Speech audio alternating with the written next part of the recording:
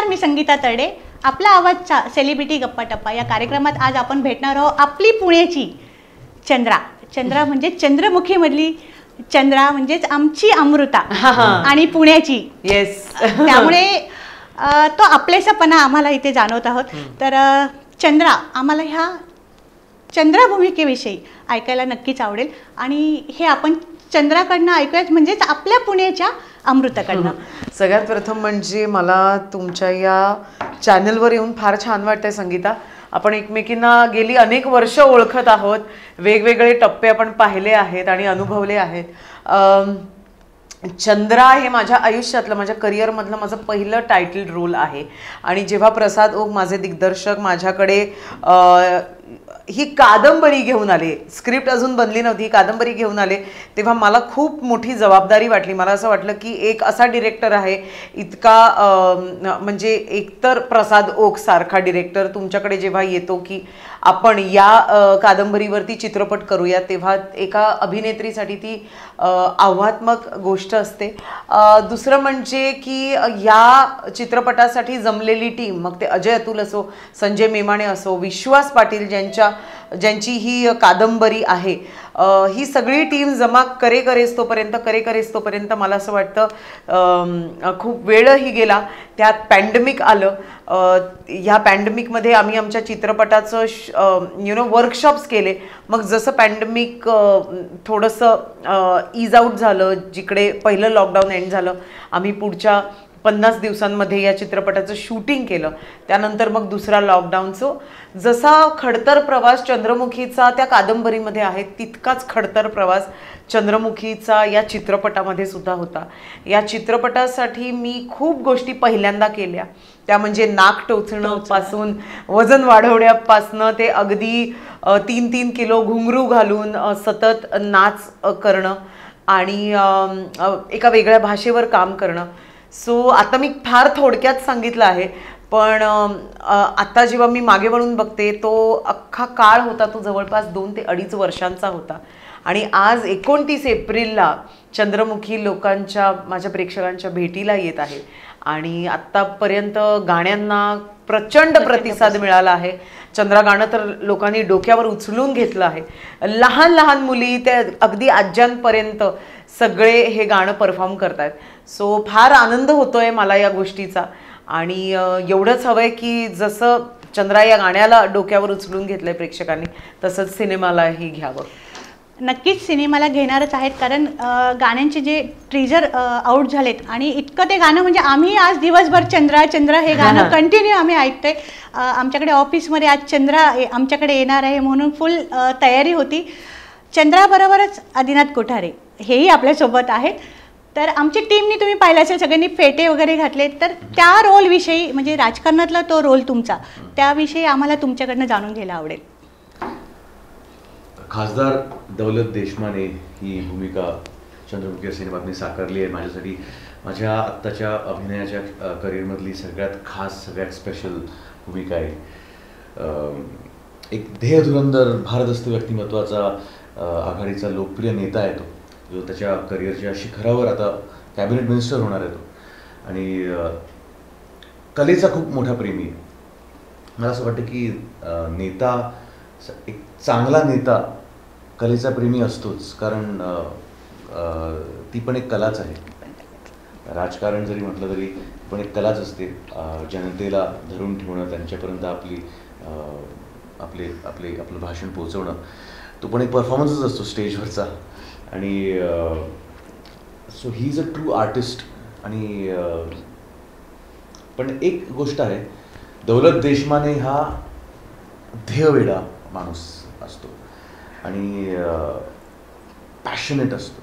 जे काही तो करतो, ते काम असो, त्याचं राजकारण असो किंवा कलेवरचं प्रेम असो किंवा प्रेम असो, तो तितक्याच ध्येयवेडेपणाने आणि उत्कटतेने तो करतो. आणि त्याच उत्कटतेने आणि ध्येयवेडेपणाने तो एक दिवस एका अतिसुंदर आणि अति टॅलेंटेड अशा लोककलावंतिणीच्या प्रेमात पडतो.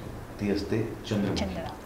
आणि प्रेमात पडतो आणि पुढे काय होतं, काय राजनैतिक वादळ त्यांच्या आयुष्यात येतं आणि काय ड्रामा होतो आणि प्रेमात काय राजनीती होते, प्रेमात कसली राजनीती होते, हे सगळं हा सगळा ड्रामा, ही सगळी प्रेम कहाणी चंद्रमुखी ची कहाणी आहे.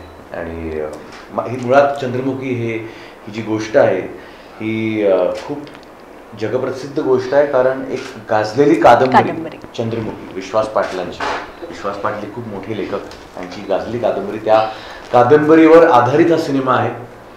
या सिनेमाचं लिखाण केलं आहे सध्याचे आघाडीचे लेखक चिन्मय मांडलेकर, दिग्दर्शन सध्याचे आघाडीचे आणि नॅशनल अवॉर्ड विनिंग दिग्दर्शक प्रसाद ओक, आणि म्युझिक अर्थात जेही पुण्याचे आहेत आणि त्यांना काही वेगळी ओळख द्यायची गरज नाहीये. तर अशी दिग्गज टीम आहे. संजय मेमाने आमचे सिनेमॅटोग्राफर आहेत. तुम्ही आता गाणी बघितली असाल, ट्रेलर बघितलं असाल तर तुम्हाला ते भव्य दिव्य सगळं स्केल दिसेल. तुम्हाला प्रत्येक फ्रेम एका पेंटिंग सारखी दिसते. मला वाटतं की एक कमालीची पॅशनेट, जसं मी म्हणालो की जसा दौलत देशपांडे ध्येयवेडा आणि पॅशनेट असतो, तशीच चंद्रा ध्येयवेडी पॅशनेट असते, आणि तशीच आमची संपूर्ण टीम ज्यांनी हा सिनेमा बनवला आहे खरं तर सगळेच तितकेच ध्येयवेडे आहेत. आणि ना मला असं वाटतं की खूप वर्षानंतर लोककलेला एका वेगळ्या पातळीवर घेऊन जाणारा एक सिनेमा आला आहे. मी या आधीही एका तमाशापट चित्रपटाचा भाग होते, ते म्हणजे नटरंग.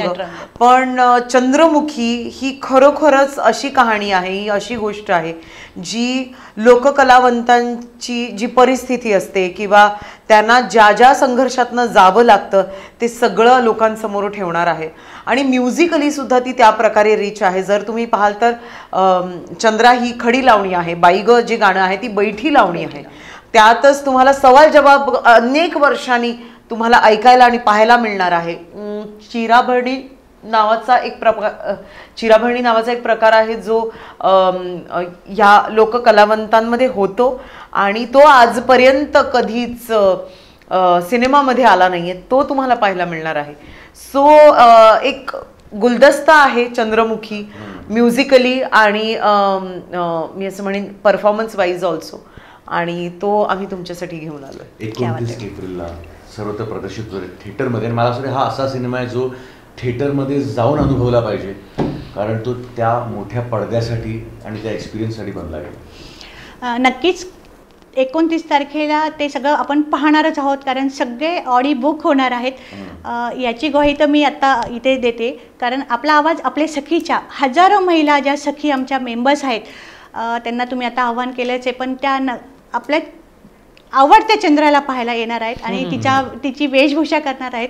नटरंगच्या लावणीनंतर मला वाटते ही पहिलीच लावणी आली आणि अमृताचा लुक सगळ्यांना इतका आवडला आहे. म्हणजे तिची स्टाईल, तिची नथ, म्हणजे त्या नथीची खास चर्चा की नाक टोचलं, एवढ्या वर्षांनी नाक टोचलं, म्हणजे त्यावेळेस असं भीती वाटली नाही का? अरे खूप वाटली. म्हणजे मी अगदी मनापासून सांगते की नथीची आणि माझी जुगलबंदी शूट संपेस तोपर्यंत चालू होती. म्हणजे आत्ता कुठे माझी नथ आणि आम्ही अशी मैत्री केली आहे. नाहीतर आपलं ते चंद्रा गाण्याच्या वेळेस एकतर त्या सोन्याच्या नथी PNGने दिल्या होत्या, त्या सतत खालती अशा ओढत होत्या आणि रक्त जमायचं. मग ते कोमट पाण्याने ते आधी रक्त काढायचं, मग हे काढायचं, नथ काढायची, त्याला तो दिव्याचं तेल लावायचं, असा सगळा प्रकार मी केलाय. 2-2.5 वर्ष मला प्रचंड त्रास झाला. पण आता प्रसाद ओक सारख्या दिग्दर्शकाला आपण कसं काय नाही म्हणायचं. आणि त्यांनी मला आधीच सांगितलेलं होतं की ह्या माझ्या अटी आहेत, ह्या तुला स्वीकार असतील तरच आपण पुढे जाऊया. अर्थातच म्हणजे वजन वाढवण्यापासून तर नाक टोचण्यापासून ह्या सगळ्या म्हणजे हे सगळे काम अमृताने केलेले आहे आणि ती जी भूमिका आहे ती खरंच तू जगलेली आहे आणि ती आम्हाला आता मोठ्या पडद्यावर पाहायला नक्कीच आवडेल.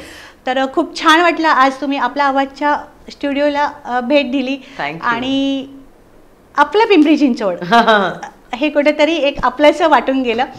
तर तुमच्या पुढील कार्यास शुभेच्छा. धन्यवाद. थँक्यू.